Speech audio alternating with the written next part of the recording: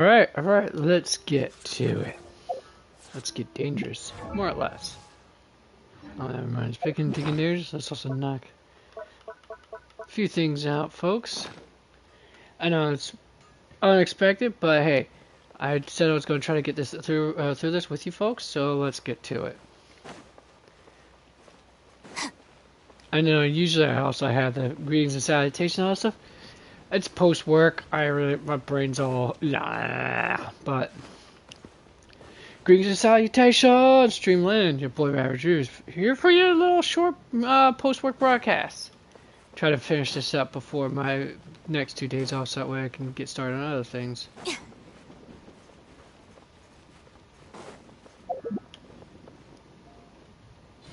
I already did my daily for today, so that's not gonna be a thing.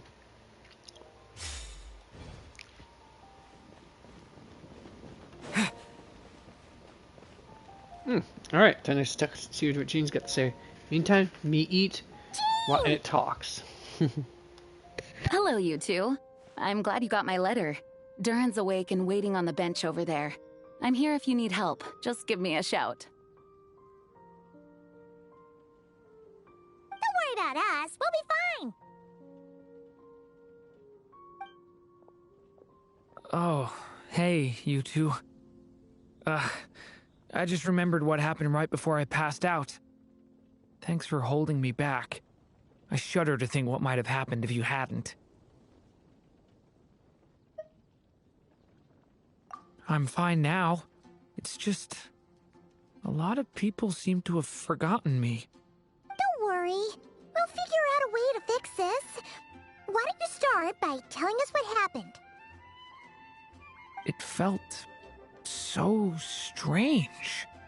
After I realized no one recognized me anymore, I suddenly felt like I'd completely lost contact with my body. Abyssal power lies sealed within this body I inhabit. So when I lost my connection to it, I lost control of that power too. It wasn't until I heard everyone calling my name that I was able to reconnect with my body. You lost contact with your body? Does that mean there's something wrong with it? Sounds like we need Albedo more than ever. I don't think the problem lies in Albedo's alchemy. Huh. But then, why are people forgetting you? Guess that's what we need to figure out. Probably something to do with the book, most likely. It probably have had some effect on the reality itself. That means we need Alice for sure. But it's been ages and she still hasn't been in contact.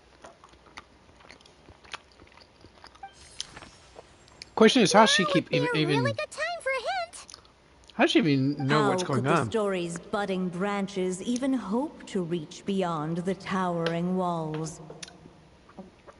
Leaving the castle, the witch went off in search of the tallest, grandest tree in the whole world. High up in the canopy of that tree, she sought a resting place, a refuge where the little sapling might take root.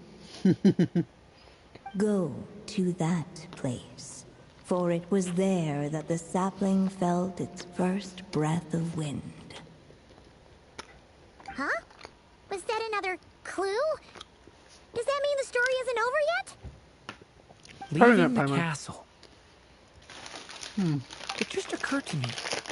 If this story is all about my own experiences, then wouldn't what happened after I left Simulanka be part of it too? So Sumeru's where we gotta do next. How could she possibly know exactly what would happen? And even if she did, how could we know when the story was complete? So we go back inside the book. Naturally. Yeah. Since we can't reach Alice right now, we'll just have to get to the bottom of this ourselves. But first, we gotta figure out where this riddle wants us to go. The tallest, grandest tree in the whole wide world. Huh. The only place that ever gave me that feeling was the one I ended up in right after leaving Simulanka. They had great coffee there, too. And so many books you'd never run out of things to read. Think about it. Our search in Mondstadt began in a library, right? Well, Sumeru City's got one of those, too. And it's absolutely huge. What do you say? Should we try looking there? Huh. That does kind of make sense. And it's not like Paimon's got a better idea.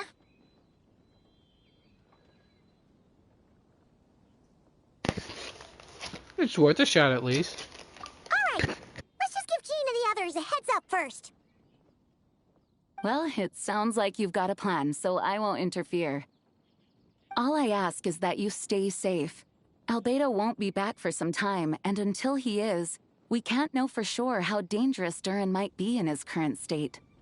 I'm so sorry about what happened before. Believe me, I'm not blaming you, and neither is anyone else here. If anything, it's the opposite. We're all just worried about you. Worried? About me? Come with me. I want to show you something. As soon as they heard you were awake, they all hurried over to see how you were doing. You all came to see me? A little birdie told me you're working on finishing a storybook. So maybe all those people losing their memories is just a plot twist waiting to be resolved. Miss Lisa, you always seem to know how to put my mind at ease. Please, everyone, Lisa knows how don't to put worry my about mind at me. ease too, if you know what I mean. When I But get it was- back, I'll find a way to complete my mother's story. And the one we started, too. Yeah, why not?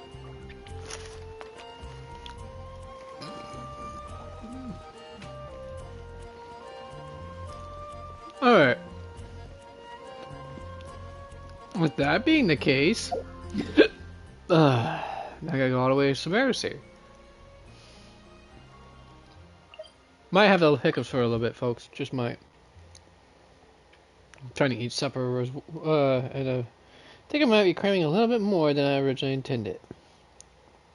Well, considering my digestive system hasn't quite functioned as good as it used to when I was a much younger man. Why? When he was just a young warthog. Anyways, I don't need to finish that. Unless this thing gets muted again. I hate the fact that I can't do songs from my own lips either. Without, it being muted on the Twitch's VOD stuff. Or once it's archived. So, it's insanity to say the least. Alright, let's get... Enough rambling from my sorry self, and let's get to this. Hopefully I can finish this story up before I call it a night, which will be in about an hour and a half-ish?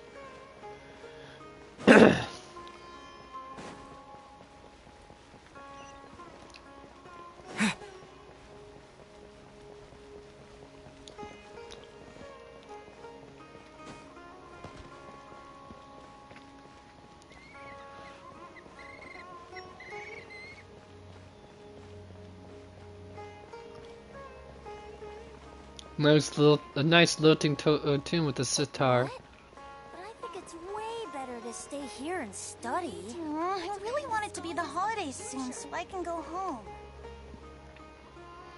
home. The tribulations of youth.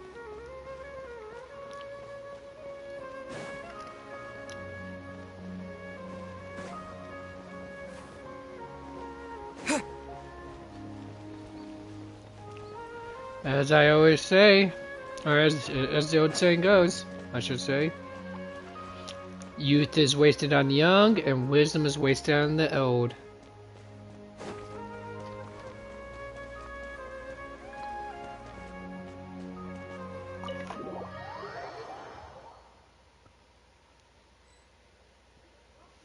Whew. After the library hunt in Mondstadt, it's not as if Paimon was expecting this to be easy. But this... Yeah. This is something else. Where do we even begin? Even the clue this time seemed kind of cryptic. Let's just take a look around. Yeah. Guess the best we can do is stay on the lookout for more weird things going on.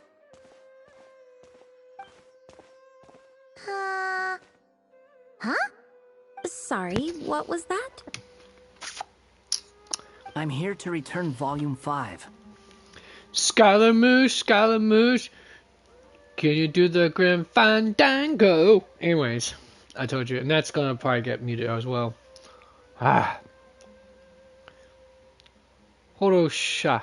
According to the catalog, Volume 5 of this series is not available for loan. I can't accept the return of a book that was never checked out in the first place.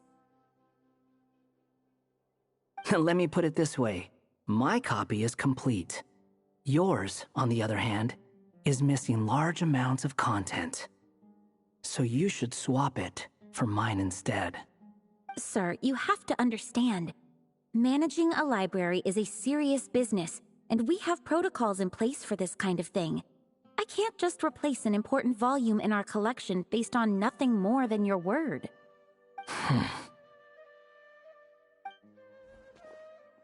Hey, look what the Wandering Tom dragged in.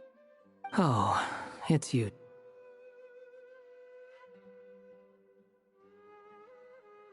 And, what is it you're doing here?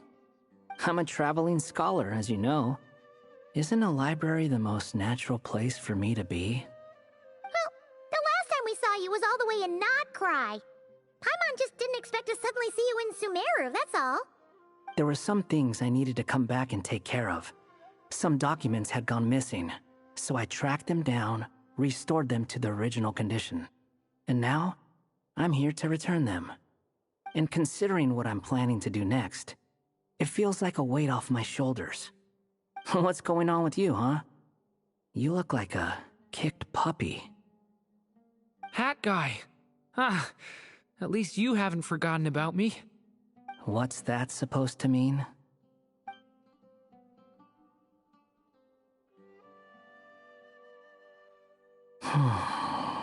So it's been getting worse. Sounds like you know something we don't. After he left Simulanka, he spent some time traveling Sumeru with me.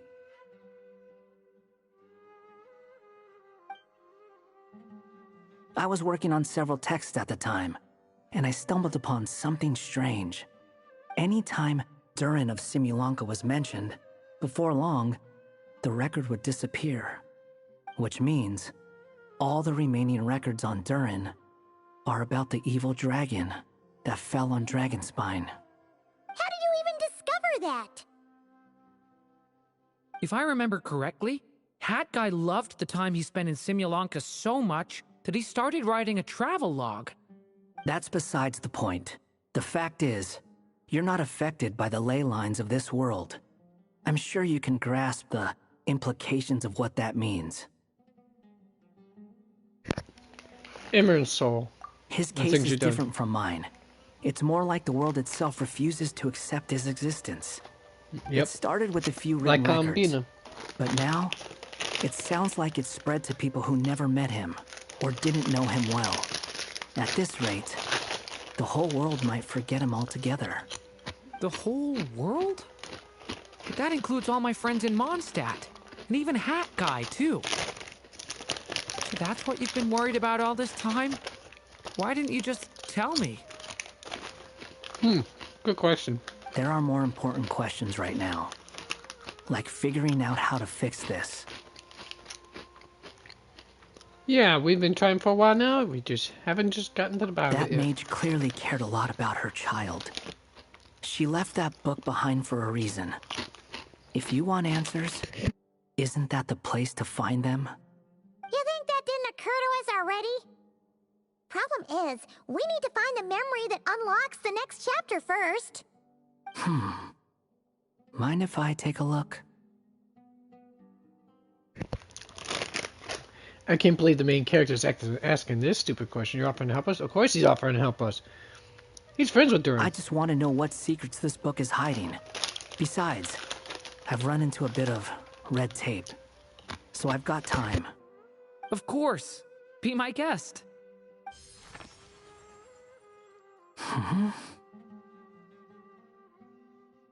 So, the memory we've been looking for was about you? All along?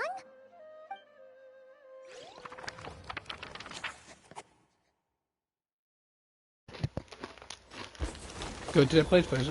Oh. The little dragon became companions with a stray cat with dark blue fur. It was a friendship born of all they had in common. True, they had a lot He in left common. his castle at the stray's invitation, setting out to Where explore did I the put my... world beyond its walls. There, he grew fond of the outside world, eager to make friends and share the story of his life. Taken by the dragon's story, the stray tried to write it down. But he soon realized that no matter how he tried, it would always warp into the evil dragon's tale. Well then. That's quite the conundrum. As it was foretold. So, this is the world where this chapter takes place? Looks like we're at the top of some kind of gigantic tree. The castle. No, the story This just one now. must be about what happened to me when I first arrived in TGAP. No wonder the memory that unlocked it was about Hat Guy. Most of my memories from that period were. Hold on. Anyone want to explain how I ended up looking like this? Maybe you've become a character in the story too. The way you appear here is basically how Duran sees you. You see me as a stray cat? A wandering Tom, to be exact. You should count yourself lucky. Of all Duran's friends, your character is by far the most memorable. Maybe it's because I've known Hat Guy for longer, so my impression of him is more vivid than the others. Vivid? Then how come you haven't changed one bit? Guess that means the impression the Traveler left was so vivid, it didn't need changing. Oh, jealousy now. Hello, everyone! Ready for today's adventure? It's the storybook, Duran. Oh. So you're not playing yourself in this one? Does that mean the two of you have even more memorable roles to play? This is Alice's magic we're talking about. She's the one who can make sense of it. Where are we going today, kitty cat? Whatever. Just follow me. Same as always. Okie dokie! Can we chat along the way? If you have something to say, just say it. Was that seriously how the two of you communicated when you first got here? Sounds like it. I mean, it is Scaramouche after all. It is the Wanderer after all. Yep. Scaramouche. Anyway, how do we get ourselves out of here? The child of A. Usually, the narrator gives Well, hints to help us puppet, figure more out or what less, to in do. life. Speaking of which, about time we got some of those, don't you think? The story's vines had woven themselves together into a giant tree, the boughs of which a little storyless dragon now paced, homeless among its leaves. He had to find a way to leave this place and set off in search of a home of his own. If he stayed, the world would erase him from its memory altogether. I'm not sure I follow.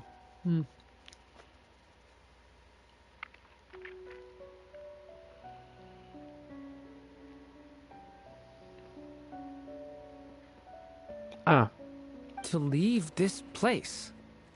But where am I supposed to go? The little dragon felt completely lost. Just like the vines, the road ahead branched off into different directions, twisting and turning before disappearing into the mist. Damn, this lady has good But narration as skills. luck would have it, a prophetess waited up ahead. Perhaps she might know where each path might take him. Bubble. Mona's master. Oh, this is gonna be fun to deal with.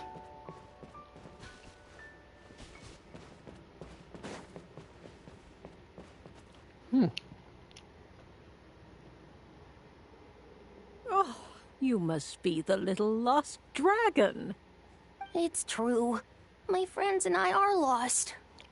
This meeting was no accident. The prophetess was in fact the seer witch, here to present her promised gift. The seer witch? Oh yeah! That's Mona's teacher, right? Teacher, yep. The old hag? Insolent child.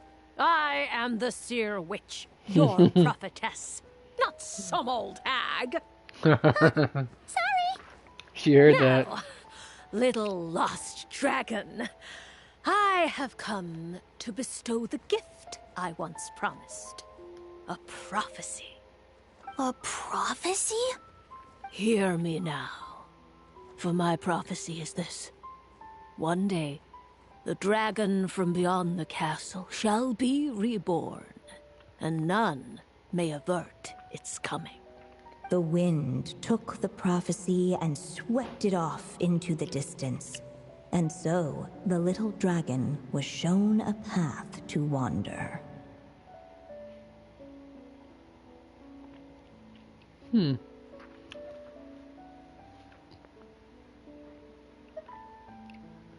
Path shown by the wind. Could that be referring to what happened in Mondstadt? As far as I remember, once that alchemist from Mondstadt learned about the prophecy, he chose to stand with you against the evil dragon. So, what does any of this have to do with you being forgotten? Oh, wise witch of prophecy. Could we trouble you with another question? As enigmatic as she was elegant, the seer witch spoke no more, for her thoughts had long since returned to the starry firmament above. Just when we actually needed her. The seer witch was my mother's friend, so the prophecy she just gave should turn out to be helpful. Well, it's not like we've got better options.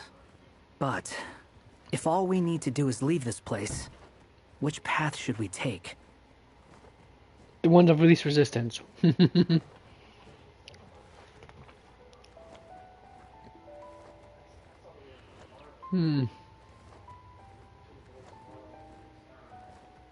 Why Any ideas don't there? we take a look around?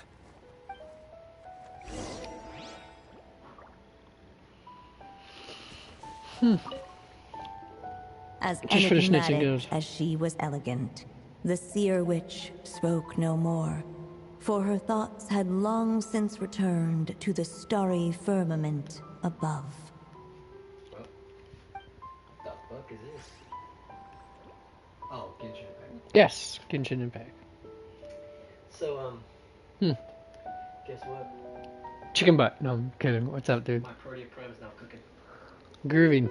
So, yeah, so it should be done. If you got, since you just started, put yours cooking in the forge, it's gonna probably finish roughly around the same time as mine does, by Wednesday night. Well, yeah. But the fact of the matter is, my Vault Prime is about 14 hours away from done cooking. Your what, Prime? My Vault Prime is done, Oh. done cooking. So tomorrow then. Nice.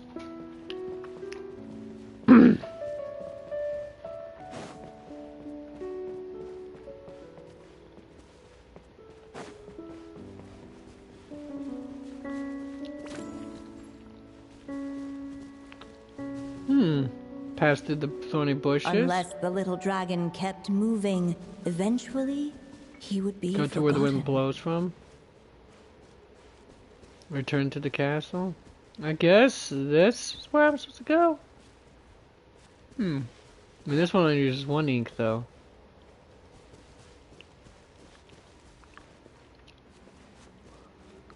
The wind kept blowing, but the little dragon had not yet resolved to follow it.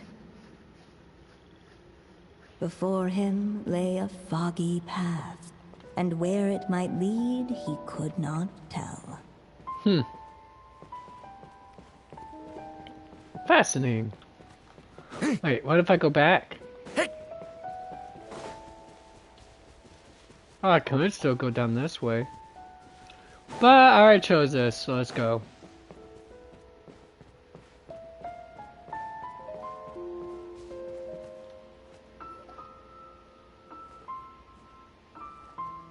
If we go this way, we'll be heading back to Mondstadt, just like we planned. Out of all the options so far, this seems like the safest, right? He helps stop the evil dragon from returning, gets a new body, makes a whole bunch of friends, who all just forget about him. But you didn't forget, Hat Guy. Yeah. I'm just saying, choosing this path wouldn't solve the main problem.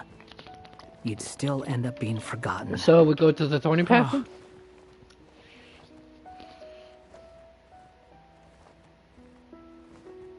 I'm Maybe not just- against choosing this path. I just wonder what secrets it might be hiding. Let me think about it. So down the thorny path then?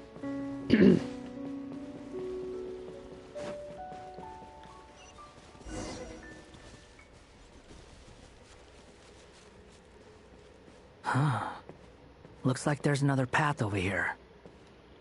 The secrets he sought led the stray to discover another path forward, though it was overgrown with bristling thorns.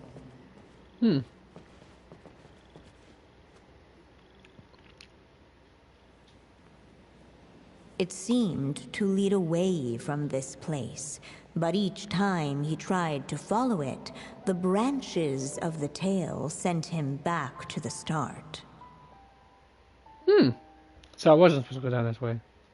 I figured I'd check it out anyways, folks. Got, options and all that. So the author managed to work this book into the story too. I'll hand it to her. This book is fascinating. What's going on here? When I first realized you were being forgotten by the world, I thought it might be because you spent too much time with me. In which case, the only hope of a cure would be to cut our ties for good. What makes you think that? Once upon a time, the stray tore apart his own story and was forgotten by the world beyond the castle. He believed the story had cursed him, and that his misfortune had rubbed off upon the little dragon. Weird way to look at The it, though. story's curse.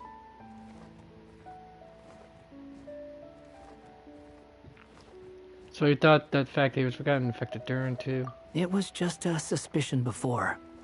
But now I think it's something we have to try. Wait, what do you mean? Try what? One of the story's branches is a path I can't take. If you follow it out of here, I won't be part of your story anymore. Considering what the strange magic in this book is capable of, making that choice could cut our connection once and for all. Not this again. As long as there's a chance it might work, it's worth a try. He's not like me. He deserves for the world to remember him.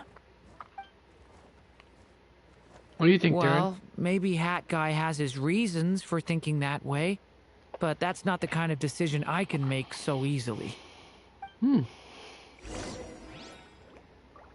Like a true friend.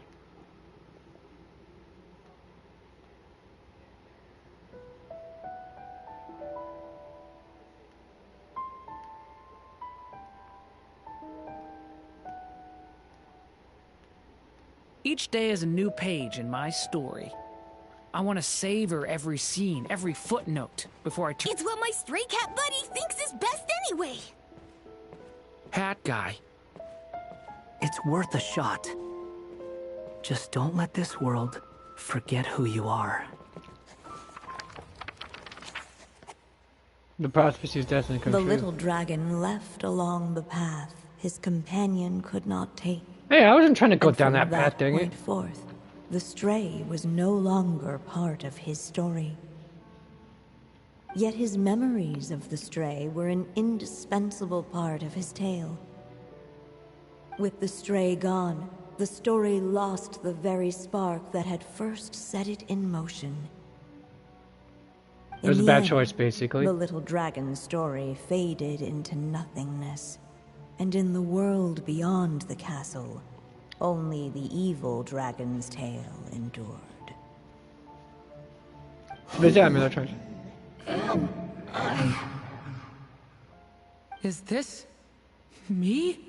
And so the story ended, with the little dragon fading from sight, leaving nothing but the evil dragon's shadow in his place. Oh So no! the story ended? Madurin! Ugh! Way to go, hat guy!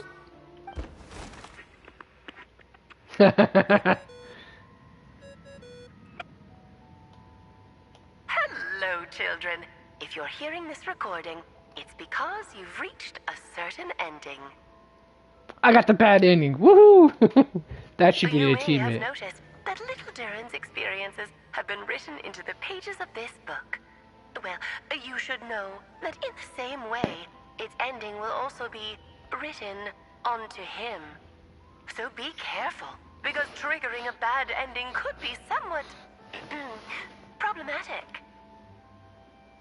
You're warning us after it already happened? What Let kind of me logic guess. is that? You're upset that I didn't warn you earlier?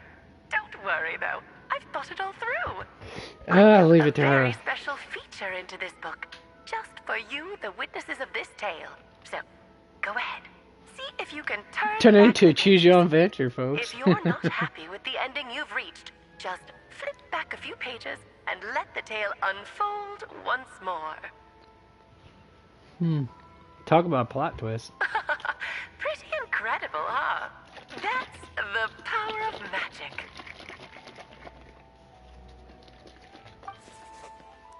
Flip back. Yep.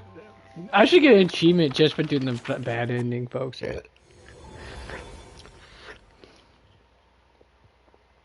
Ugh! That last ending was awful.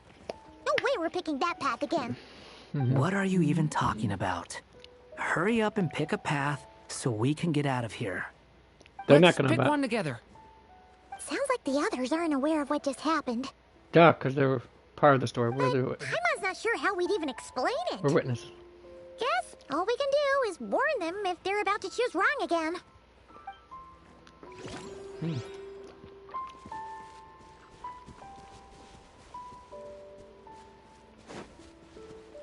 The wind kept blowing, but the little dragon had not yet resolved to follow it.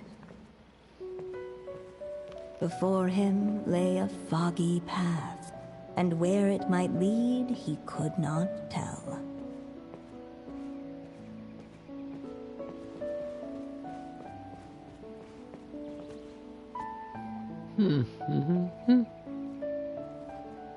If we go this way, we'll be heading back to Mondstadt just like we planned. Out of all the options so far, this seems like the safest, right? At least we know what happens next. He helps stop the evil dragon from returning, gets a new body, makes a whole bunch of friends, who all just forget about him. But you didn't forget, Hat Guy. I'm just saying, choosing this path wouldn't solve the main problem. You'd still end up being forgotten. Huh. Indeed.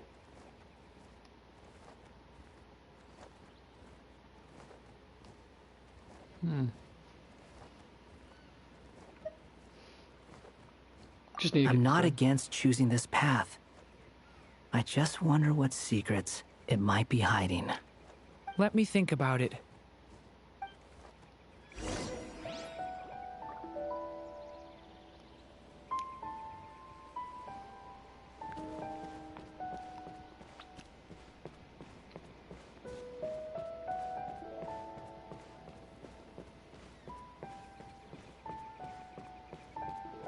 I still think you should keep going, little dragon. If you leave the castle, you can accomplish something amazing and make a bunch of friends along the way. Really? Then let's go! Unable to preserve his story, the little dragon wandered astray. Fortunately for him, a certain prophetess had left behind a prophecy to guide him. The wind took the prophecy and swept it off into the distance, and so the little dragon was shown a path to wander. Following the wind's guidance, the little dragon made his escape. In turn, the prophetess affirmed the little dragon's choice, leaving an extra secret as her parting gift. Now that you've made up your mind, I shall keep my promise by explaining Fate's little trick. Long, long ago, the gods of the high heavens gave the world outside the castle a magic of its own. They called it storytelling. It was a magic of almost unshakable power that governed how people met, grew close, and understood one another. Each person had a story meant for them and them alone. One whose ending was written in the heavens long ago. In truth, your story and the evil dragons are simply two versions of the same tale, and that is something the magic of storytelling cannot abide. Beyond the castle's walls, your story cannot take root, for the evil dragon's tale has done so already. Alright, so... Durin took the prophecy and swept it off in the distance, so the little dragon was shown a path to wonder. So... that was the secret? Huh. I see. But... what does that mean? Means You we might have to still go to don't get it? Emerald. Simulanka Durin and Tevat Durin share a special kind of connection. Their fates are mirror images of one another. Exactly. While they were in two separate worlds, there may have been some mutual influence, but their fates were independent. But when Simulanka Durin came to Tevat, a version of his fate already existed there. So, how can two fates exist at the same time? The answer is, they can't. The rules of this world don't allow it. You can't return a book you never checked out in the first place. So... what's Durin supposed to do? Emerald, duh.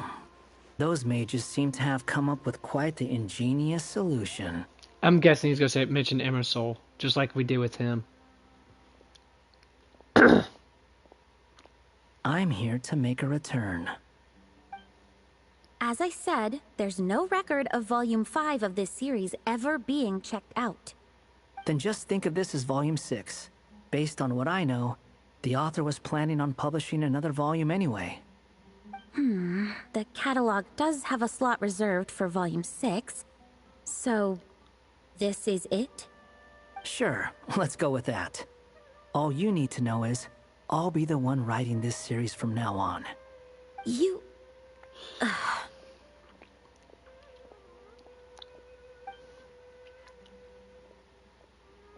Just like that, What are too. you up to this time? Easy. Remember the red tape I mentioned before?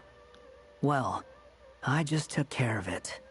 Now, I guess you'll be off to see your alchemist friend? It should be pretty obvious by now. He has the answers you're looking for. Well, we do have a whole bunch of things to confirm with Albedo, that's for sure. But didn't Jean say he'd be gone for quite a while? I'll join you. Just let me know when it's time to go. Hat guy? Word. Don't sound so surprised. I'm part of this story too, aren't I? I'm just playing my role. Indeed, he is. Well, yeah. But it's not that. I just feel like you want to help, but something's holding you back. When I first realized you were being forgotten by the world, I thought it might be because you spent too much time with me. I even thought cutting our ties might be the only way to fix it. Why would you think that? He once made the whole world forget him, so he was worried Durin might be affected by what he did. It doesn't matter now. Judging from the answer this book has given us, I was probably overthinking it.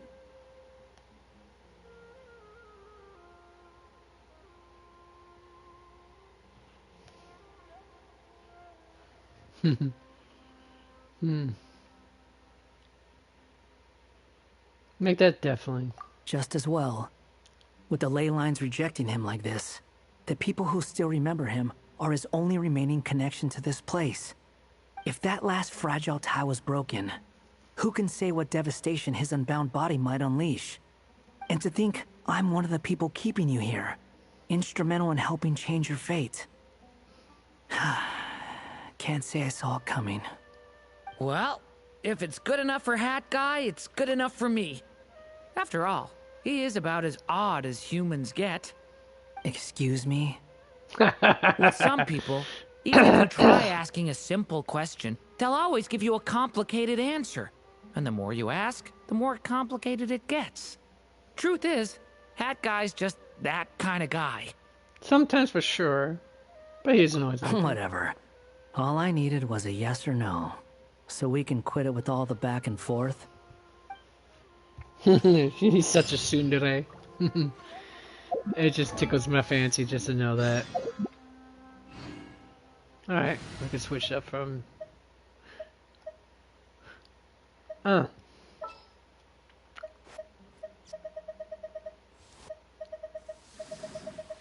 Duran. There Hello, you go. everyone.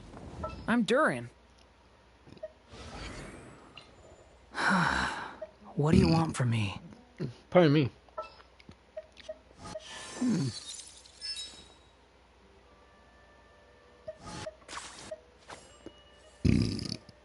Pardon me again.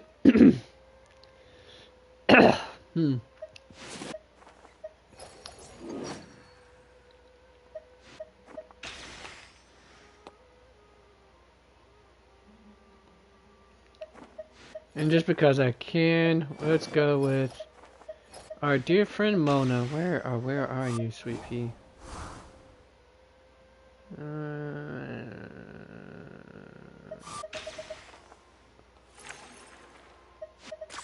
There she is. This is destiny. Maybe I'll borrow something to read. If you feel like stepping back into the story, just come find me.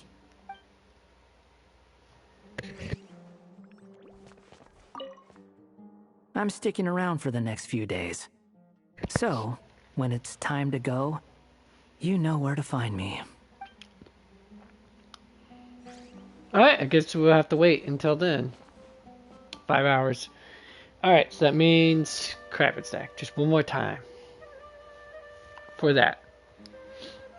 That does give me enough time to do the fun part with what's her name again? What's their name again? Maybe I'll borrow something to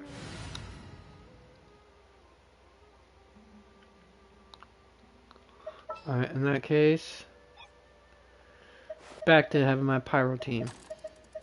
Or my overload team. Armed and ready.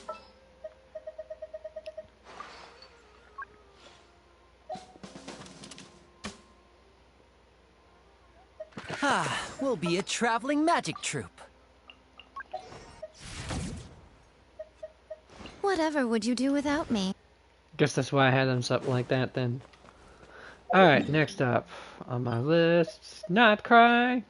Not Cry. Get this up real quick. Now I gotta do this fun part. Error. Alright.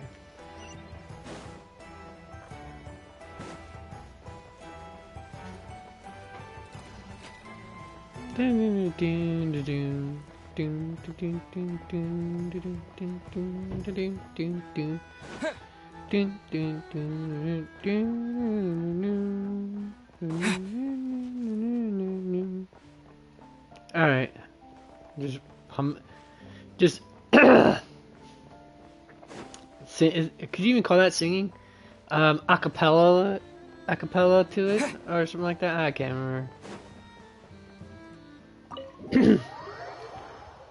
Imitating the music, that's all I know.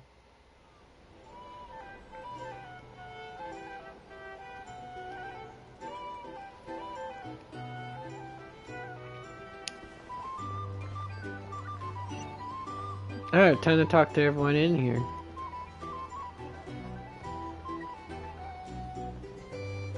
If you're here to sign up with the Fatuig, A drink? Or some information? How have you been holding up? Any adverse reactions? If you start to take a turn for the worse, make sure you tell me right away. You don't need to worry about me, Grandmaster. I'm fine. I mean, I barely did anything, so... What? You're too humble, young man. You played an indispensable role in the battle for Nodcry. We can't thank you enough for your support. Indeed. Sometimes, when people praise you, it's because you deserve it. The best thing is to accept it calmly and with grace. It's important to learn how to respond to words of admiration. Let's This is do so a quick true. demonstration. Lessons I was never Albedo, given growing up. That was an incredible feat of alchemy. The pressure was on, but you worked flawlessly at lightning speed to get the job done. Thank you. I can't take all the credit, though. Durin played a big part in forming the alchemical array. See? Did you catch that? A masterclass in how to take a compliment. Okay, yeah. I did work pretty hard to help prepare for the battle. No point denying that. Hey, you guys!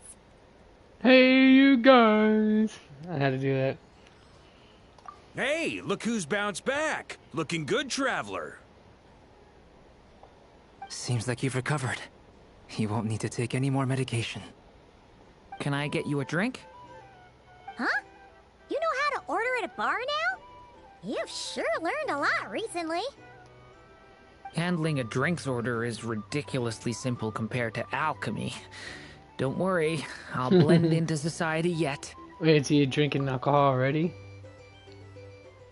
Ah, just only know it. Just only knows how to order bar. You're clearly a fast learner, just like your brother. To be totally honest, though, Paimon didn't quite follow all the details when you first explained the plan to us. Don't worry, that's completely understandable. Unless you're a student of alchemy, it's hard to grasp the principle and how the process works. To put it in the simplest terms, we saw how our enemy stole the power of Kuvaki. And that gave us the idea of stealing his power to turn it against him. When facing an enemy you have no hope of defeating, it's best not to engage them in battle. So, instead of looking for a way to overpower him, we decided to help Columbina get strong enough to at least stand up to him in a fight. For this to work, we had to analyze his modes of attack, confirm who his main target was, and make sure that he wouldn't go beyond the range of the alchemical array. For added security, we prepared a total of 4 arrays. But to mitigate the impact of the battle, we identified one location in particular as the ideal spot, which is where the confrontation took place. The alchemical array absorbed his abyssal power.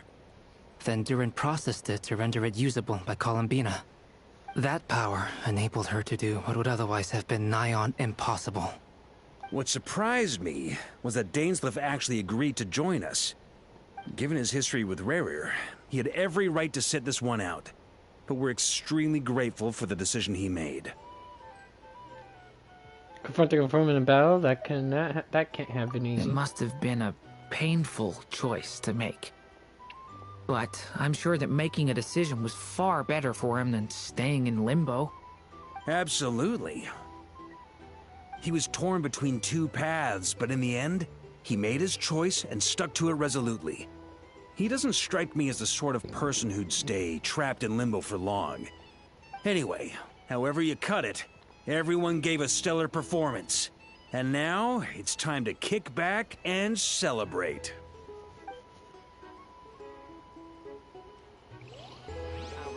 For starters, I recommend you drink less.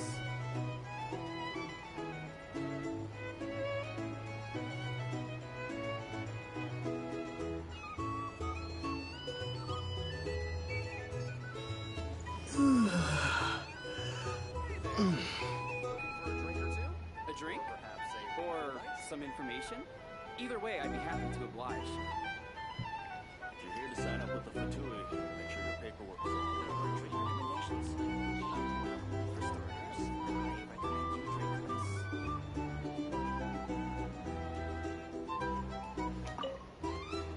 Okay, it's got an How have issue you been again. I was holding trying up? not to... You don't need to worry about me, Grandmaster. I'm fine. What? You're too humble, young man. You I played accidentally an hit that. sometimes. Oh, Let's do a button. quick demonstration. Thank you. See? Did you catch that? A master class in how to... Hey, you got... Hey, look who's bounced back. Looking good, traveler. Just give me one. This gives me an opportunity for me to... Seems like you've recovered. You won't need to take any more medication. Okay, so you got actually... Okay, whatever. Can I get you a drink? Anyways, be right back, folks. You know how to order at a bar now? You've sure learned a lot recently. Handling a drinks order is ridiculously simple compared to alchemy. Don't worry, I'll blend into society yet. Paimon believes it. You're clearly a fast learner, just like your brother. To be totally honest, though, Paimon didn't quite follow all the details when you first explained the plan to us. Don't worry, that's completely understandable. Unless you're a student of alchemy, it's hard to grasp the principle and how the process works. To put it in the simplest terms, we saw how our enemy stole the power of Kuvaki. And that gave us the idea of stealing his power to turn it against him. When facing an enemy you have no hope of defeating, it's best not to engage them in battle. So, instead of looking for a way to overpower him, we decided to help Columbina get strong enough to at least stand up to him in a fight. For this to work, we had to analyze his modes of attack, confirm who his main target was, and make sure that he wouldn't go beyond the range of the alchemical array. For added security, we prepared a total of 4 arrays. But to mitigate the impact of the battle, we identified one location in particular as the ideal spot, which is where the confrontation took place. The alchemical array absorbed his abyssal power. Then Durin processed it to render it usable by Columbina. That power enabled her to do what would otherwise have been nigh on impossible. What surprised me was that Dainsleif actually agreed to join us. Given his history with Rerir, he had every right to sit this one out. But we're extremely grateful for the decision he made.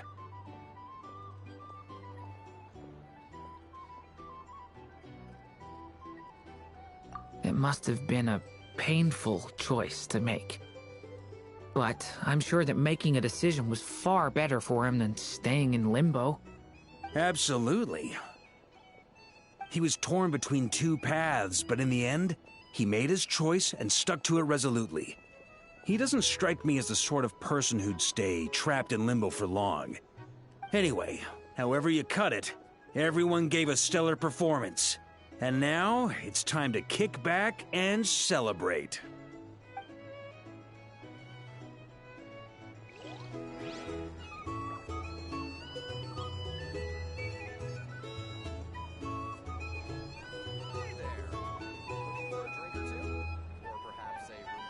Sign up with the Fatui. A drink? Make sure your paperwork Or is all there. some information? Either way, I'd be happy to oblige. Our drink recommendations? Well, for starters, I recommend you drink less.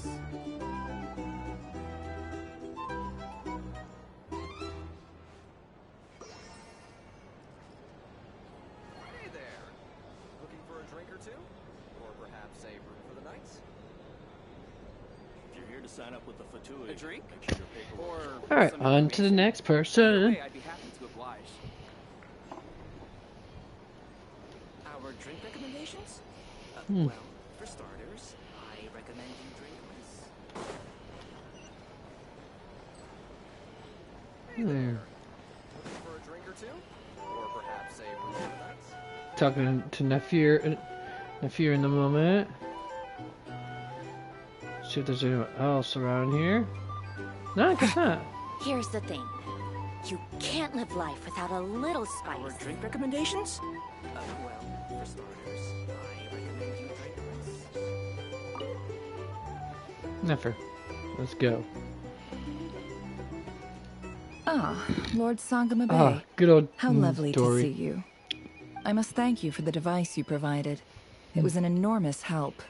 Would I be right in thinking that it was developed by the academia? Why come and ask me when you clearly know already? I mostly came to thank you. That's more like it. A little gratitude goes a long way with Lord Sangama Bay.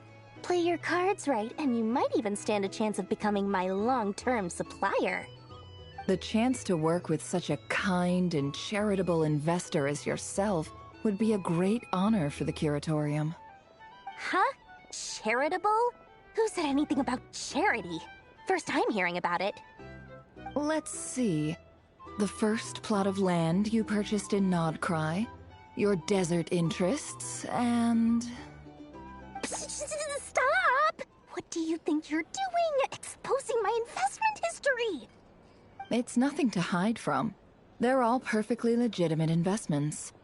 And some of the land you purchased was with the intent of building a sanctuary?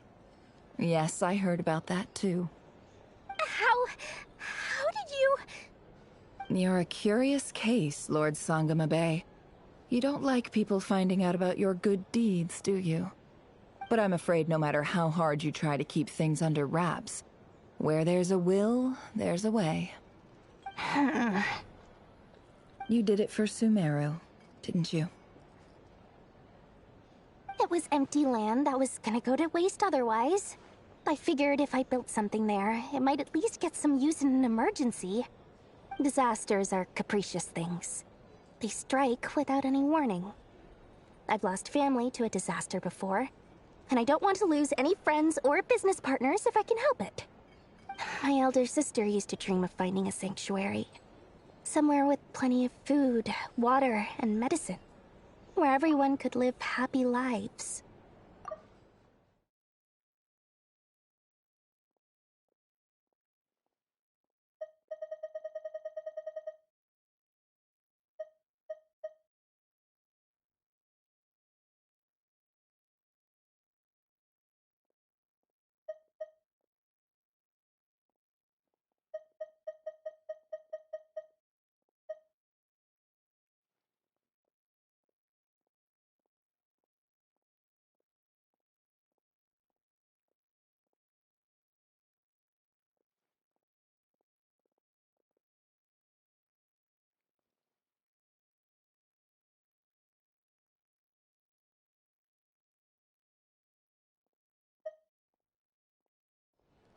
It was something I looked into, but after discussing things with the Dendro Archon, I decided on a more effective strategy.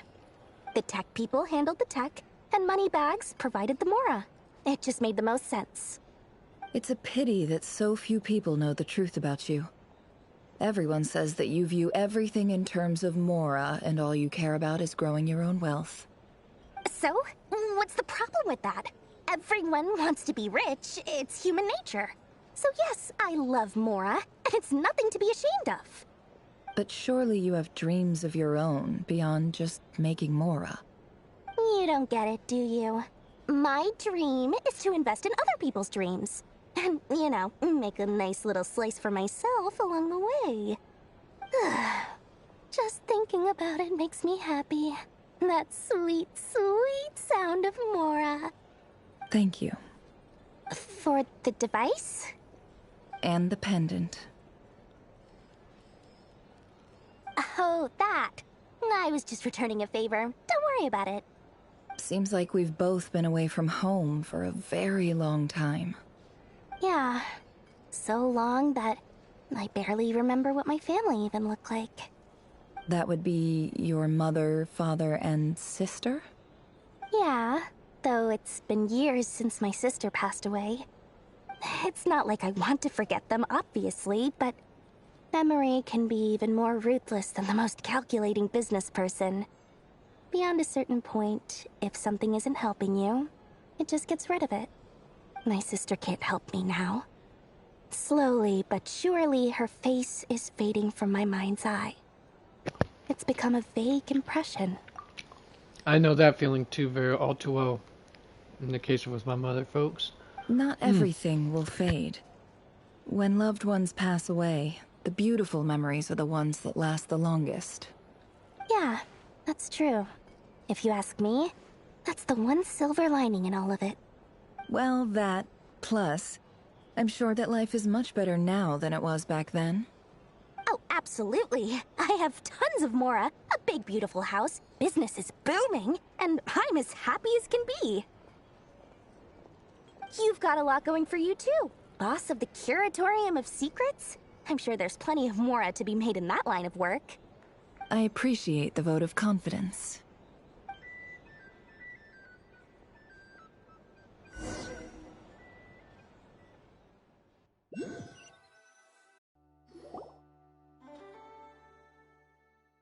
That's the only reason you're here. Of course, those two would get along. I mean, they're both women who are actually have a little bit more than what they're letting up. They're a little more are actually good people at heart who just happen to layer that and hide it with, less than charitable facades, I guess. Reminds me of one of my favorite songs by Shinedown, Burning Bright. Yes, I've thought a lot about it. And I've realized that you, me, and Arlecchino should be friends. I think this is very important. So I felt I had to come and tell you. Well, this is a new one. I'm so moved. I can't even hold my teacup. If that's all, you can leave now. Do you not want to be friends with me? Or is it that you prefer being co-workers? What is this, Columbina? Are you deliberately testing my patience threshold? Right now, my politeness module is active. But if you say another word, I swear I'll shut it down. If your politeness module was active, wouldn't you say the word please at some point? Panya, please see Lady Columbina to the door. Will you still invite me to your next tea party? What? Yes, I think you will. Bye-bye, dear Sandrone. Gotta love her. Hope I'm not interrupting. Last time, the Wild Hunt escorted you out. Would you rather I handled it myself this time? You can handle me anytime. I just wanted to, Shoot, not your big, see how you were doing now that it's all there. over. Why? Out of concern for my safety?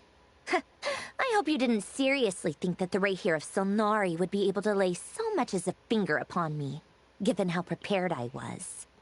God, she's all comment. You kind of helped us out, so we just wanted to check you were okay. Looks like all your robots are fixed, huh? I spy books and teacups on the table, so afternoon tea. So we are interrupting after all. Oh, don't you worry about that. Tea time is already a write-off. The visitor before you managed to kill my appetite. If you're in the mood for tea, go ahead and help yourself. Otherwise, it's going to waste. My coasters are still missing in action, though. Use this notebook instead. Whoa! Pretty hefty notebook. Look at all those calculations. You can ignore those. They're just dumb scribblings. I doodle and write in my free time. Sometimes I remember the distant, dreamlike past. Sometimes I imagine the far-flung future. And other times, I grit my teeth and note down all the crazy nonsense going on in the present. Some people do the crosswords in the newspaper. This is my equivalent of that. Trying to predict the future is like daydreaming, and writing about the present just makes me furious. The past is my favorite. If nothing else, it's already set in stone, so I don't have to rack my brains trying to figure it all out. Huh. Although, having said that, the only vaguely interesting memory in my past is probably that guy they call Lord Artificer. Lord Artificer, you mean Elaine Guillotine? Who else? Pretty much all the mecha and Fontaine are his personal handiwork. Including you, by the looks of it? If you're judging by location? Are you saying you know him? Like, personally? As a friend? I mean, I guess we were friendly enough. So you actually met him, but he lived hundreds of years ago. Oh, dude. That goes right into what is considered the rudest thing to mention to a woman. to a lady her age. To a man, his earnings, apparently. Yep. In fact, I'm probably the only normal person left who knew him at all. We used to chat occasionally back when he was still around. Before he passed away, he asked me to destroy all his manuscripts. I honored his request, but I did read through everything first before destroying them. So all of them are basically I right up in couldn't her let head. the genius of Lord Artificer Alain Guillotin disappear like Alain that. Guillotin. Would have been such a waste. So, that's where the formulas in your notebook are from? I just told you. Those are my equivalent of crossword puzzles. They're just dumb formulas that I solve for fun when I'm bored. Alain's work was like epic poetry. The formulas in my notebook are just silly little riddles in comparison. Hold it. How did you pronounce his name? Again, one more time.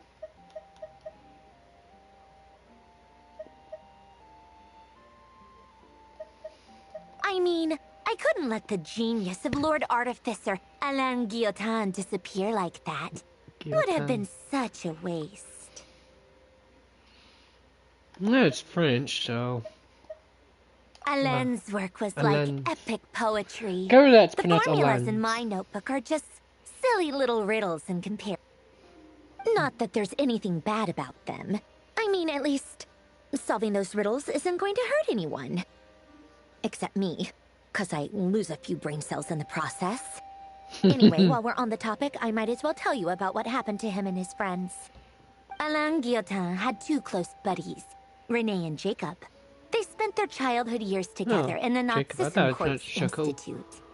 They were all quite competitive, so there was some rivalry between them. But it was a friendly rivalry. Question is, who is she doing all of this? That's a part I never figured out, pieced together, unfortunately.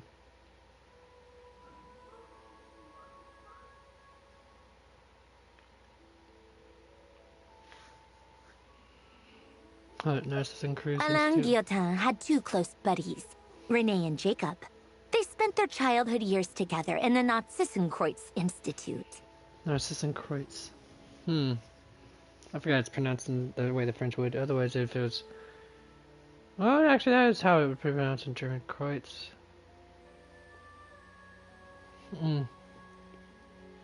Phonetics are such a fascinating thing. But beneath the friendship and the rivalry ran something deeper, a sense of nostalgia for the past. Unfortunately, childhood would end, the prophecy would come true, the apocalypse would arrive, and the future would never be. A mad dream that would normally only capture the minds of lunatics begin to take root in their hearts. A dream of saving the world. And if Renee and Alain had been people of lesser wits, that dream would probably have ended up as something for them to joke about in their older years. But alas, they were some of the sharpest minds around. They nurtured that dream with the full power of... But alas, they were some of the sharpest minds around.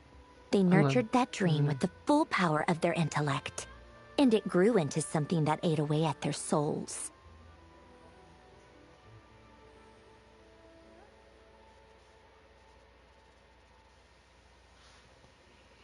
The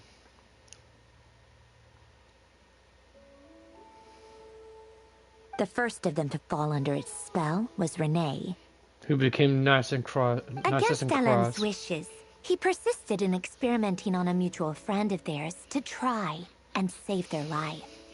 Alain did not approve and parted ways with Renee. Marianne, I think he was It's talking complicated. Alain wanted to believe that Renee only did what he did for the sake of their friendship. But when he told me about what happened, I could tell he still had some suspicions about Renee's motives. Perhaps the seed that would grow into a nightmare had already sprouted in Renee's mind. Even then. The next time they met, Renee's soul had been completely engulfed by the dream of salvation. His futile attempt to change the tide of fate only resulted in a wave that swallowed up the world, even before the apocalypse came. And although that wave died down eventually, I hear that it just recently came back with a The vengeance. Primordial Sea. As I understand, Renee wanted to live out his dream of salvation once more. No, Assassin's Cross. But I'm told that the Yeah. attempted resurgence finally died out for good. At long last, Renee awoke from his deluded dream. Though of course by then it was far too late. What do you think of Renee? Do you admire his transcendent genius? His view that any price was worth paying to achieve the lofty goal of saving the world? Or do you despise him? Dismiss him as an evil madman who wrought havoc on the lives of everyone around him as he pursued his delusional dream? Same difference, really. Just a matter of perspective. Let's see how I thought about the dude. I admired that he was willing to pay any price to actually achieve the lofty goal of saving the world. But at the same time, I don't like the fact that his methods basically cause havoc for everyone around him. It's kind of a bit of a mid-road. I don't know. What a cop-out. But I suspect you'd have a more incisive and insightful answer if we dug into it further. What about you? What's your take on Renee? I don't like fanatics who give up their whole lives for their ideology. Nor do I like fools who let their delusions take control. Maybe I could understand if Renee had just been an ordinary person. But he had a sage-like intellect. And still managed to get himself lost in the labyrinth of his own desires. Anyway, that's enough about Renee. Now, moving on to Alain Guillotin, the Lord Artificer. He managed to put a stop to the first storm whipped up by Renee. But after that, Alain lost his friends and family. To his credit, I suppose, the loss of his family and friends was purely a tragic accident. It's not like Alain sacrificed them for his cause or anything. After that, the only thing supporting his work was the same dream that had dragged his closest friend down to the abyss. But although the desire to save Fontaine drove him to found the Fontaine Research Institute, Alain continued to reject any form of transcendental knowledge or power. He was suspicious and fearful of it, having seen the way it had affected his closest friend. I think that formulas and machines derived solely from human intellect were the only thing that gave him a sense of spiritual comfort. Yet Alain's intellect was simply too great. It barely left him space to breathe in his lifetime. Once he realized that the end of his life was approaching, he finally accepted the truth. The Nazissenkreuz Institute needed someone, and a human being, to see its story through to the end. He quit working on his formulas, trading them in for the fairy tales that had played such a formative role in his childhood, but which he barely touched in his adult life. Which we He end up told me that the director complaining. of the Nazissenkreuz Institute used to read those fairy tales to the children as bedtime stories. Apparently, they worked wonders at sending kids off to sleep.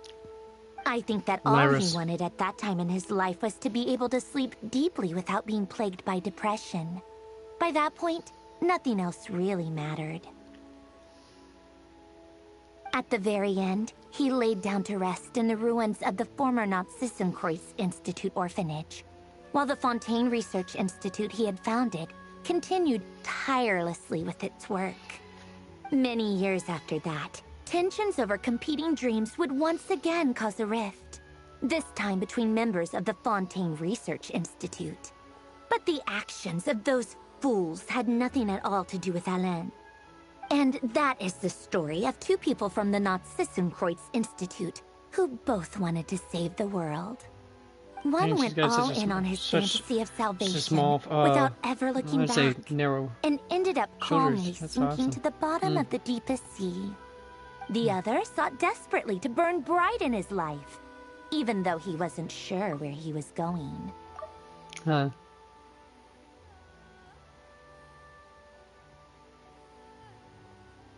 I do sometimes wonder, why is it that people like them have such grand hopes of saving the world? Even the grandest tree starts as a tiny seed. So perhaps, for each of them, their mission to save the world began with a very simple desire. To save themselves.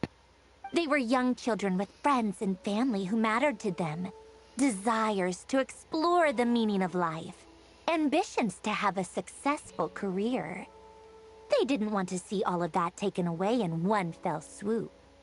Or maybe they just wanted to find something to anchor themselves within the chaos. To stop them getting quietly swept away by the storms of life. But instead, the search for their own salvation took them down the rocky road laid out by fate. Do you think the desire to save oneself is enough of a justification to try and save the world?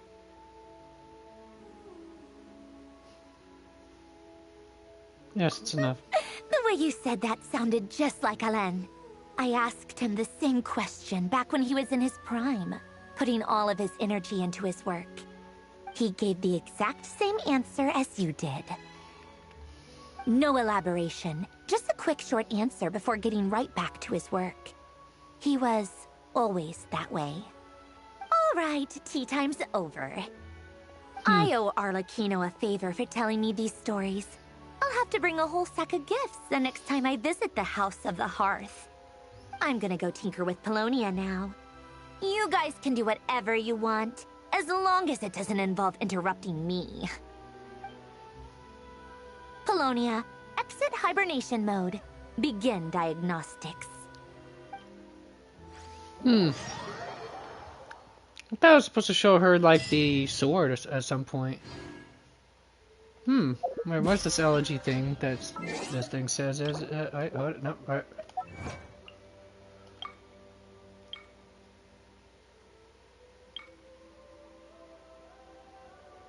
For the moon's fell. Alright. Complete analogy for faded moonlight. Hokey doke. And then what's next, honey? In the shifting moonlight. Alright, let's start it up. Got time.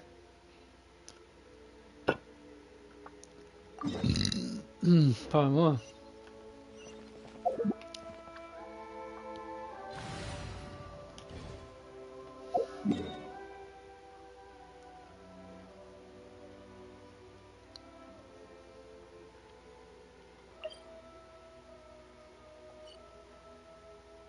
Ah.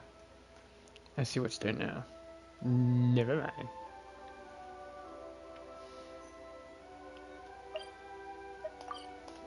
Teleport, baby. Thank you for waiting. I finished checking your adventurer handbook. Here are your commission rewards. We have no other urgent commissions on the books at present. Thank you for all your hard work lately. Perhaps you two could consider taking a vacation. Amazing! Paimon never thought we'd end up having downtime in Nocry. Things were pretty hectic when we first got here. Everywhere you looked, it was either the Wild Hunt causing chaos or the Fatui stirring up trouble. It felt like this whole region was one giant slime in a barrel, ready to go boom at any moment.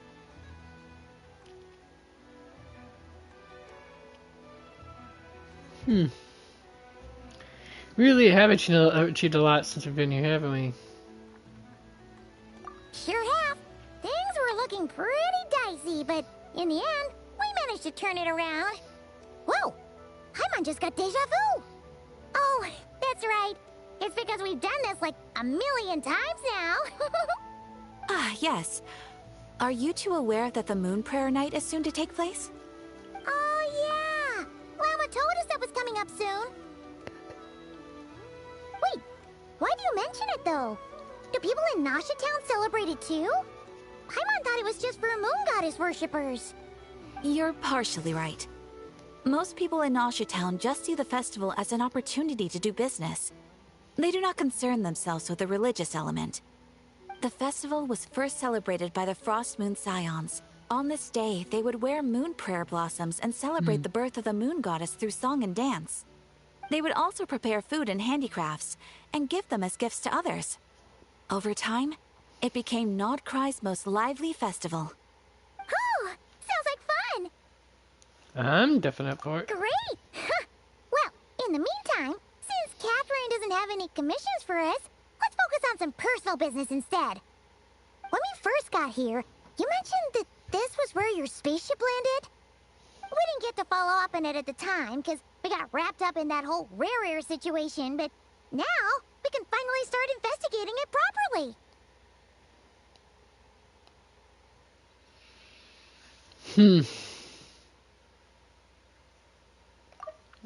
For the spaceship, right? Yep, I kind of thought so. Well, there's a saying Paimon's heard around these parts, which goes, if you lift up a rock, you'll find something you weren't looking for. By that logic, you'll never find what you're looking for while you're searching, but the moment you stop looking, it'll jump right out at you. I'm not sure it's as simple as Could be that. worth a try, though, right? Anyway, Paimon suggests we focus on other stuff we want to do for now, and just keep an ear out for spaceship-related intel as we go. We haven't seen Columbina in a while. She used a huge amount of power in the final battle against Rary and has been much weaker since then. I don't know if I could do anything to genuinely help her, but surely a little chat can do no harm.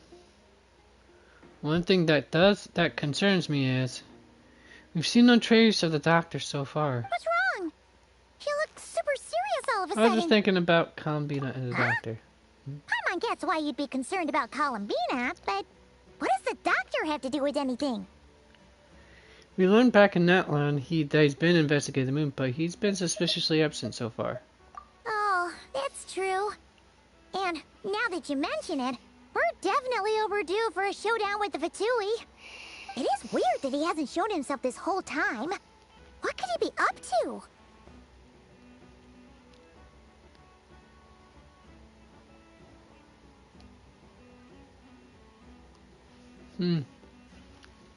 Engrossed in one of his experiments, perhaps. Either way, his current inaction is a good thing. True. Paimon would Not much really. rather deal with Marionette I disagree anyway. with him. She says the meanest things, but when it comes down to it, she doesn't seem like a bad person. No, she's just a bit Maybe terse. it's the pressure of being a Fatuse? Especially as a Harbinger. Does she feel like she's gotta act tough to keep up appearances or something? Maybe. But then, every time we headed out with Rarier, she always wound up having to repair Polonia and her other robots. That's gotta sting. Losing face always hurts more for people who care a lot about their image. She's probably still furious about it. Paimon, I have a feeling she might have heard that. What? Relax, she's not even here. Huh? What's the matter? Oh, nothing. Sorry, we'll be on our way now. Yep, Paimon completely forgot. Where are we again? We're being surveilled by it. Yeah, let's go see Columbina.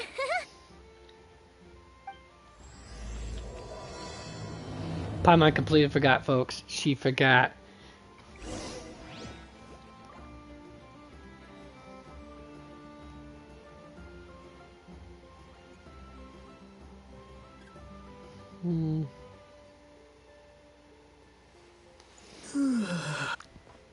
Alright, time to go to Silver Moon Hall.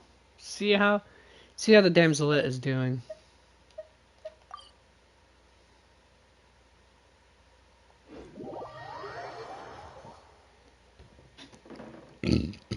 Palmer.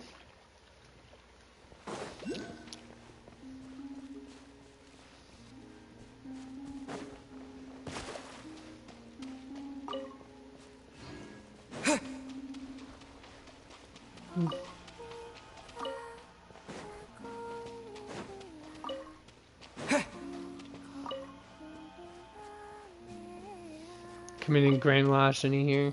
Hey,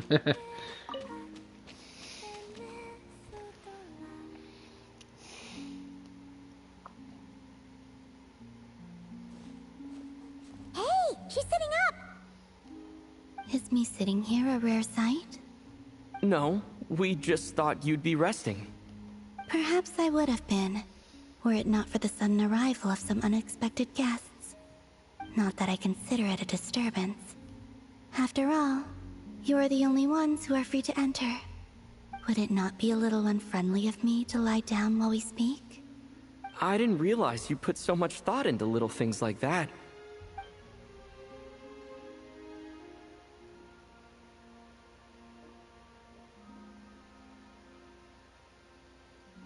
Only sometimes. There have been moments lately where I think about you and your companions. They are warm, mysterious, and cozy memories. Very few of my past memories are anything like that. They say that travelers return home bearing bags full of souvenirs. But my luggage was empty, and I believed it would stay that way. Return home? So, you're still planning on returning to the moon? Yes. This planet continues to reject me, reminding me that I do not belong here. She's not wrong. If I remain in Teyvat, there will come a day that I disintegrate. And I don't mean reduced to dust, or turned into food for the flowers. I mean, I will cease to exist entirely. Alright then. Well, we're sure gonna miss you. But it sounds like we'll have to say goodbye. How do you intend to return? The moon prayer night is soon to arrive. On that day, the moon will be closest to Teyvat. The Kuvaki in this land will reach its peak at that time. I merely need to grasp the tide, and with relatively little effort. Oh, Paimon gets it! It'll work like a slingshot! You make it sound like she's gonna get blasted up to the moon. If I did that, I suspect I would crash into the false sky. I will be using a much gentler approach. But I do like the analogy. It's fun. It is a fun analogy. Come on, how can you not fun with a giant side slingshot? Sense of humor. Exactly. In the blink exactly. of an eye, the time has come to part ways. It does feel that way, doesn't it? Time seems to fly fastest when you are enjoying it. I have always thought of myself as a wanderer on this earth, and it has never expressed any desire to keep me here. Yet, just as I plan to depart, it tugs at my arm. Is this a gesture of affection? Or is the world mocking me? I have always thought of myself as a wanderer on this earth, and it has never expressed any desire to keep me here. Yet, just as I plan to depart, it tugs at my arm. Is this a... Okay, good question. Were you hoping I can answer that?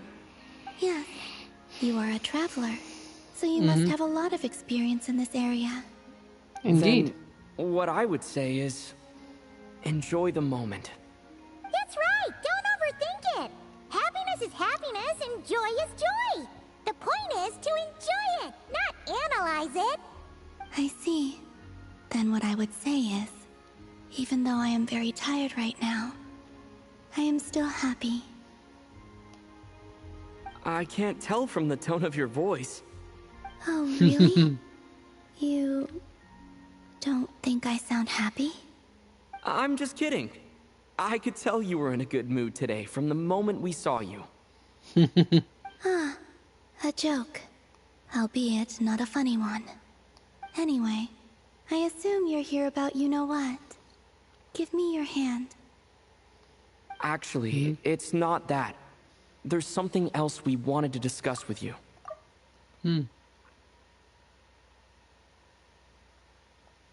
Oh. Then, do you still want to give me your hand? Or not? Sure.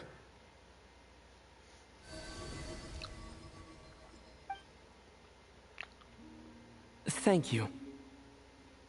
So, I've heard that in the moon prayer nights of the past, people here would hold celebrations in the moon goddess's honor. Since you helped so much in our fight against the Rehir of Solnari, I think you deserve a farewell party before you return home. She's the best girl. I haven't asked everyone else for their opinions on this yet, but I'd like to invite you to join the upcoming moon prayer night. I've never joined a moon prayer night before. I'm not sure what I would even do. Oh, don't worry about that. We take care of everything. All you need to do is show up. Of course, there's no need to force it if you're not feeling strong enough. It's just, this kind of felt like a golden opportunity. Indeed. But they call me Kutar, and the Fatui have an arrest warrant out for me. I shouldn't appear in public right now. Yeah, there would definitely be complications. But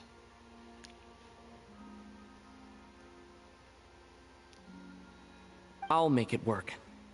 You have my word. Yeah, we got your back. Well, he does. Paimon's actually not too sure what he's planning. All right, if you're sure. I will not refuse your invitation. I suppose it wouldn't hurt to pack a few more sights from this world into my suitcase before finally learning what my homeland looks like. Oh, if you see Lauma, please tell her that my answer to the question she asked me is neither yes nor no. Rather, it is. There is no need.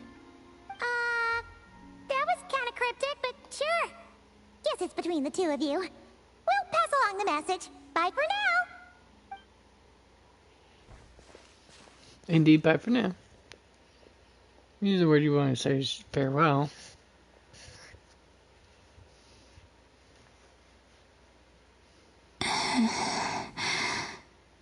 And also, I do not know. I forgot the question that she asked Llama.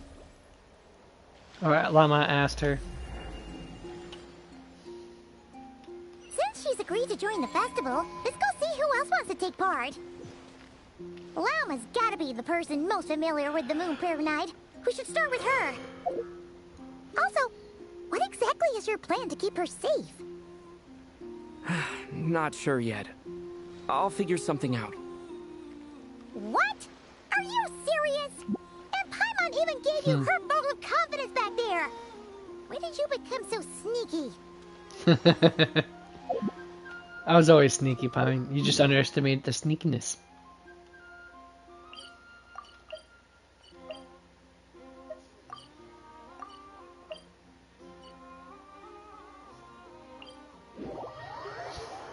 They always underestimate the sneakiness until it's too late. Then BAM! Cold cocked out of nowhere. That's how it is, folks.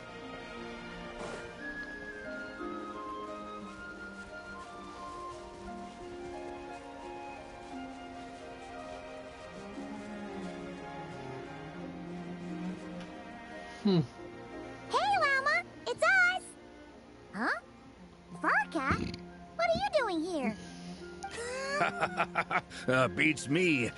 I had a bit too much to drink last night, and when I woke up, I was on the Easy Island. Mr. Varka is helping to oversee Nasha Town's preparations for Moon Prayer Night. He is here to go over some details regarding the decorations and custom cloth designs. Right, yeah, that too. What do you mean, that too? Just let it go. Let it go, Paimon. Let it go. Surprises Yes. on the way? Celebrating this festival is a long-held tradition here in Nodcry. On this day, the crescent moon at the top branches of the verdant crest turns into a full moon, and the moon prayer blossoms bloom with a special radiance. Our people take these to be blessed omens. It's an especially welcome event coming off the back of all that nasty business with Rare. Everyone got put through the ringer recently, and now they're looking to turn their fortunes around. The big shots in town all agree that a big, lively celebration is just what we need to rebuild people's faith in this place. No wonder Catherine said that people weren't so bothered about the religious element. That's right. It's become more of a local custom by this point.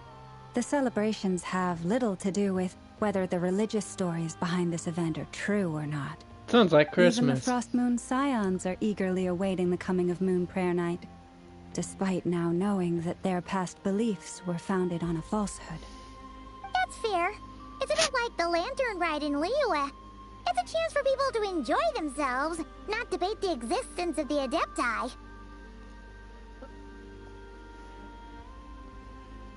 Although in their case, that tide definitely do exist. Oh, one other thing. We just went to see Columbina.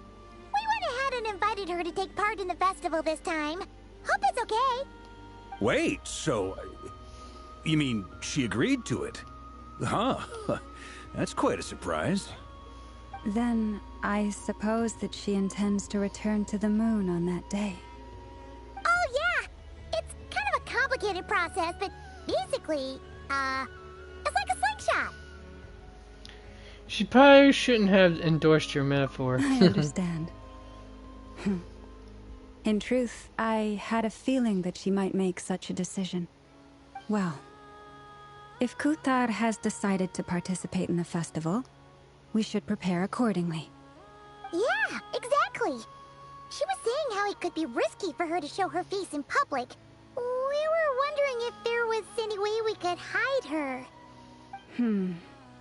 Unfortunately, the people who carved the statues did an excellent job of capturing her likeness. Yeah, which is rare. It will be very challenging to hide a goddess ancient whose sculptors to face do this. everyone is so familiar with. Darn! We may have bitten off more than we can chew here. Nah, don't sweat the small stuff. We can handle that.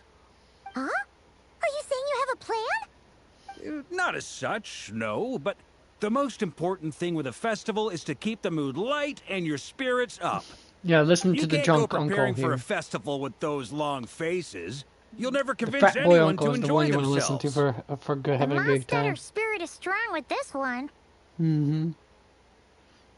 As it happens, I agree with Mr. Varka. Let's start by making our appreciation for Kuthar the beating heart of the festive atmosphere. And who knows? Once we get the ball rolling, perhaps everything will just fall into place. Hey! Did you catch that? Llama said the thing! Or close enough, at least.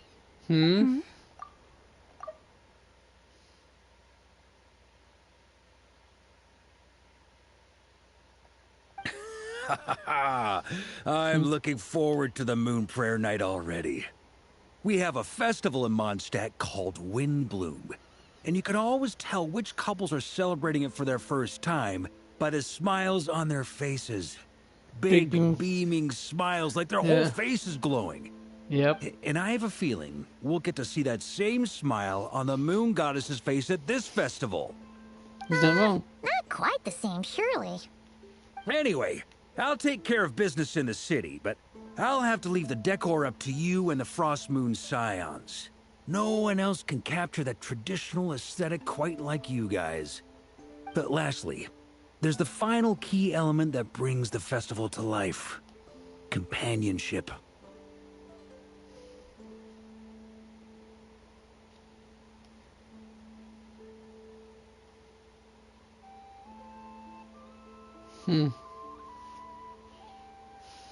We'll take care of that Before part. you leave, let me show you something that we've been preparing. Mr. Varka had asked to see it already, so you may as well tag along. Also, I have some further questions about Kuthar's decision.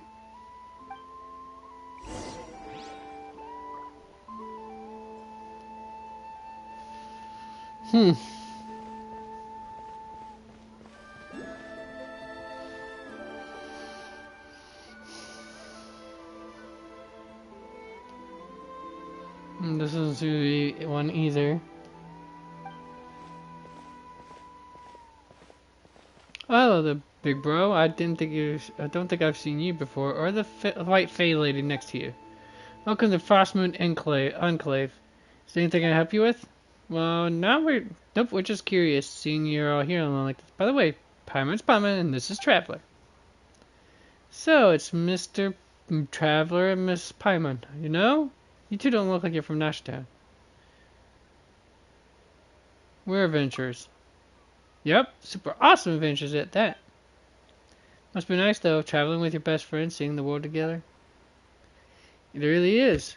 Been to so many places already. How about you? What were you doing out here just now? I was looking for pretty stones. Well, Paimon gets it. You collect them, right? You're not the only one. Super Grumps are into super... Some Grumps are super into that one too. Nope, I'm gonna use the priest stones to bribe mine to kidnapping me. What the deuce? That's stuff I was expecting. This is normal enough for Nordcry. No, this is not normal, even here. You never heard the story of the legendary teacher Reed Miller and the Fey Princess? But mine told me it was super famous outside. Come, lady with moonlit eyes, let me steal your heart with this jewel that matches your gaze, and whisk you away from this gilded cage. I'm not really sure what it means, but if you give someone something they like, that means you can go on an adventure with them, right? That's right, that's how I lured Paimon into this path, and I'm going to do that one. Hey, don't teach kids weird things. Just because Paimon loves your cooking doesn't mean our friendship started with a kidnapping. I had to do it, folks, come on. Get a chuckle out of that one. I could use one right now. We all could use a chuckle in this day and age, folks. By the way, who's this Maya you're talking about? Telling kids strange stories like that. That sounds kind of questionable. She's not a bad person. She's about the same age as me. She's a adventurer too, just like you two. I caught her sneaking around near a camp once. Somebody told me a story. For some reason, she seemed to think we were some scary cult of weirdos who sacrificed, kidnapped kids to the moon goddess. She tried to act all calm while begging me not to kill her. Kind of weird misunderstandings that? Yeah, no, right? I don't know where she even heard something like that. It's so strange. But since it sounded kind of funny, I didn't bother correcting her. That's exactly why you should have corrected her. True. Anyway, in exchange, she promised to be my best friend and told me lots and lots of stories about the outside world. Okay, enough jumping over done, kid. You already interrupted my quest path already. Mom and Dad never let me read stories from the outside world. I'm saying only non-believers would like such worthless things. But my stories were really interesting. Like the fisherman who fell in love with a fae, the thief who died 3 times but escaped from the lady of the underworld thrice, and the changeling who longed to become human. There were kind people, not so kind people, and really, really bad people, rich or poor, good or evil, and then everyone dies of misery. Wow, I really want to hear the whole thing. Could you tell me more? Okay, for example, Reed Miller is comparing the Shadow Weasel, who swore to never step into the moonlight again. Huh? Now's not the time for stories like that. Anyway, those aren't exactly stories for kids. Wrong again. Considering the context of what this place looks like, that was the kind of story told in human history, in Earth history. Usually to teach kids good morals, or at least try to, anyways. Which is kind of rich from her. She can't even use the blessings of the moon goddess, and she's about the same age as me. Huh?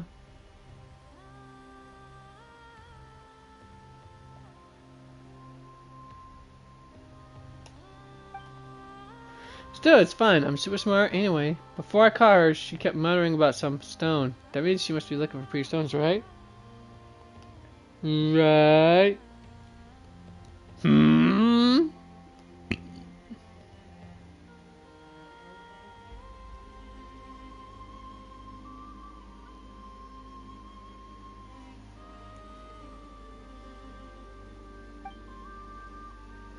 Find some pretty stones, I can bet I can buy with ease. Just look at how Reed Millard lured the Fey lady away.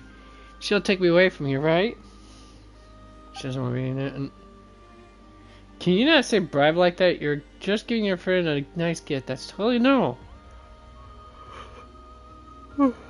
Don't make it sound weird.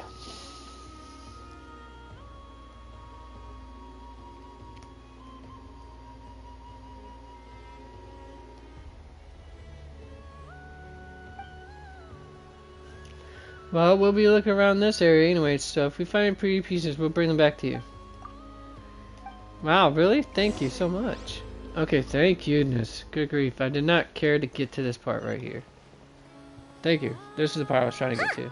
Before I was interrupted. They sure look like they're having fun. I believe so. Kuhenki seem very skilled at playing drums like these, although I'm not sure where they learned it from. Taiko Maybe drums. it's an innate talent. In I their think. eyes, they're probably just playing with toys. I mean, not taiko drums. Almost look like taiko. No, taiko. Tar, you want to play too? Guess yeah. not. She looks more confused than anything. Maybe we can teach her next time if we get the chance.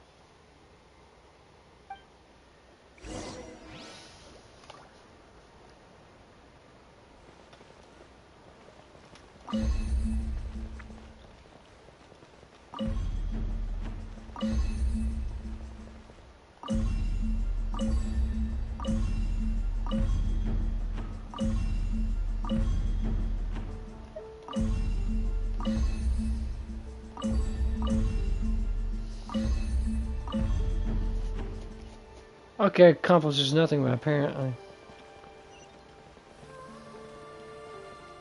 What are these floaty things?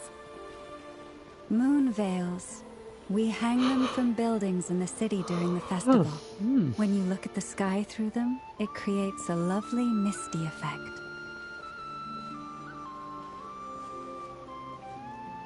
Does look pretty, I'll say that. Oh, that's Moonfall Silver. Everyone seems hard at work. They are preparing items for Moon Prayer Night.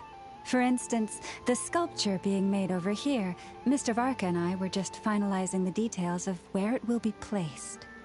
Ah, there she is. I didn't know the finished article would be so large. Not to worry, though. All the necessary arrangements have been made.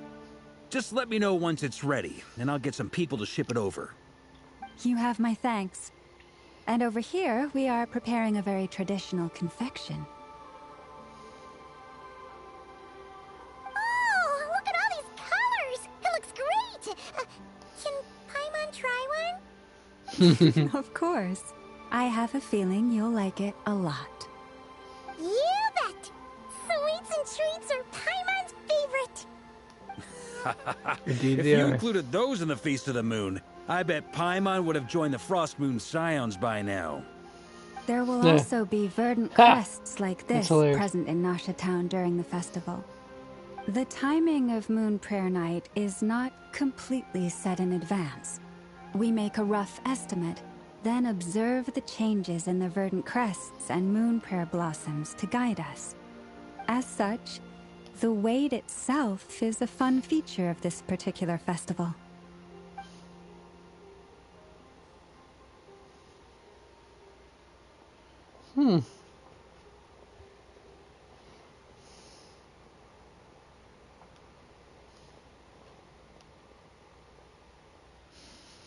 Let's talk here.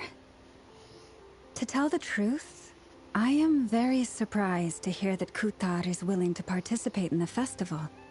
I once asked her if she'd be willing to stay with the Frost Moon Scions. I could introduce her to everyone, and we could be a family to one another. She did not answer, but she has not appeared here since. I took this to mean her answer was no, but if that were the case, she would not have accepted this invitation.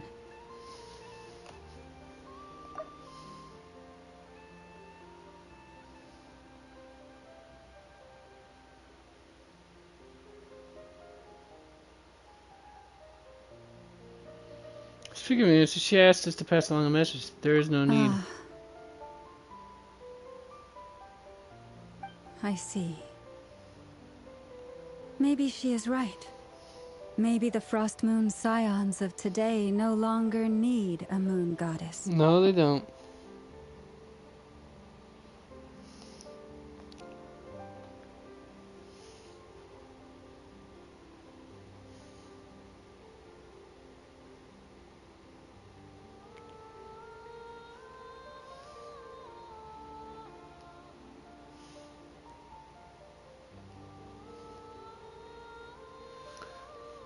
But my wish was not for her to come here and be worshipped as a deity. I simply wanted to offer her a place to stay. I'm sure she believes that showing herself here might invite Fatui intervention, and as such she does not wish to cause us trouble. But what Indeed. really pains me about all this is that this is her birthplace. She ought to belong here, yet no one has been able to grant her shelter. I think I'm qualified to weigh in here. When someone's about to depart on a long trip, what they need is blessings, not burdens. We should wish her the best, not make the journey harder than it already is. This is Anyway, true. she's agreed to attend, hasn't she? All we need to do is simply respect her decision. I see your point. Yes, she will soon depart after all. Our job is to leave her with some happy memories. Besides, who's to say her journey to the moon is a one-way trip? It's not like she can't come back and visit if she wants, right? Paimon agrees wholeheartedly. Festivals are all about having fun, so let's keep it simple. All right, I'm gonna head back to Nausea Town soon. Want to come with? I'm guessing you have some other folks to visit there. Sure thing, let's go. Bye for now, Wilma. Thank you all. Goodbye.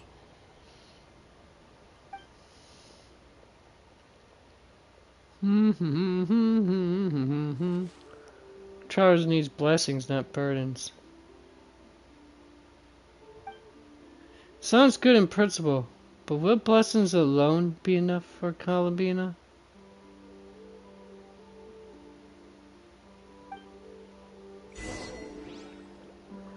Alright, this is where we're gonna have to call it for the month, folks.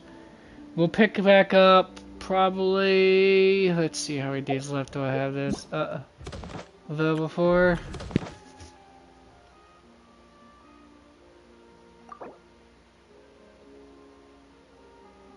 Did I already grab that? Yeah.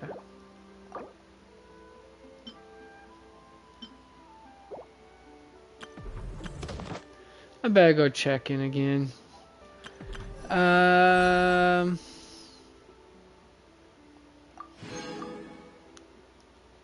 Alright, got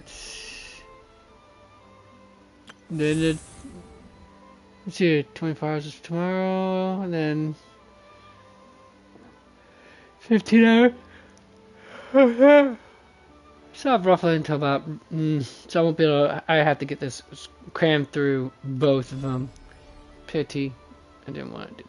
Alright, looks like I'm going to take a break on one of my days off then for that. To set in.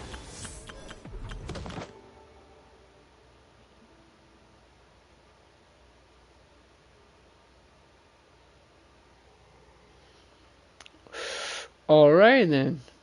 Let's go to see if Lieben still got something for me. I thought I took care of Lieben's stuff for right now, but clearly I have not.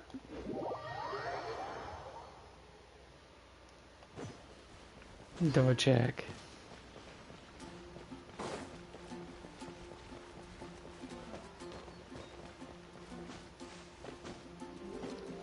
Alright.